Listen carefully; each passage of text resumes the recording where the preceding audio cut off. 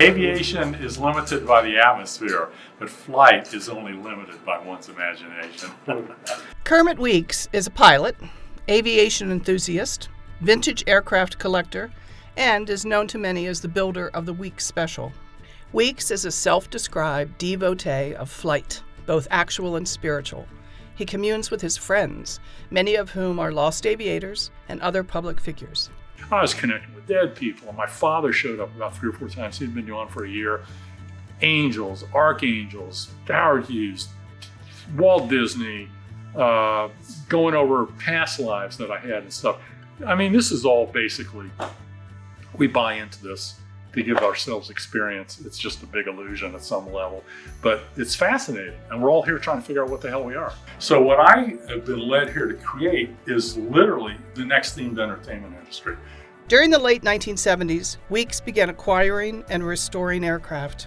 He purchased 250 acres of land between Orlando and Tampa, Florida, and in 1995 opened Fantasy of Flight, a museum and event complex he hoped would spark interest in aviation and be as much of a vacation mecca as nearby Disney World.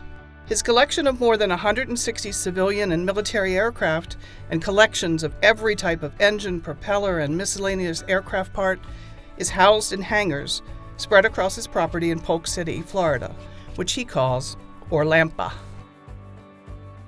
This had a metaphysical meaning from my friends. And, you know, I'm the mayor of Orlampa because I own it, but I'm striving to become the wizard, okay? And so this is the wizard trying to hang on to Fantasy of Flight, and it's like going away from him. And this is when I opened Fantasy of Flight, this was the state I was in as a metaphor. Weeks closed Fantasy of Flight in 2014 because, he says, the attendants couldn't cover the electricity bill. But he does occasionally open one hangar for visitors that includes some of the most notable aircraft models and parts in the world. Weeks has high hopes for reopening Fantasy of Flight and is planning a variety of immersive experiences, attractions, and an airplane ride for visitors to enjoy.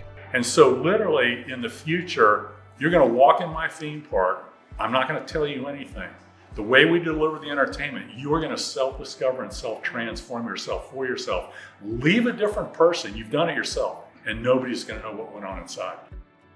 Julie Walker, AOPA pilot.